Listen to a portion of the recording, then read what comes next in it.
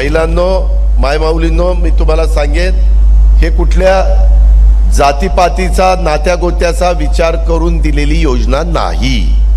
ही सगळ्या समाजाच्या करता आहे, गरिबांकरता आहे, गरीब महिलांच्या करता आहे. त्याच्यामधनं आपल्याला त्याच्यातनं त्यांना आर्थिक बाबतीमध्ये, सामाजिक बाबतीत, सांस्कृतिक, मानसिक सक्षम माझी महिला झाली पाहिजे.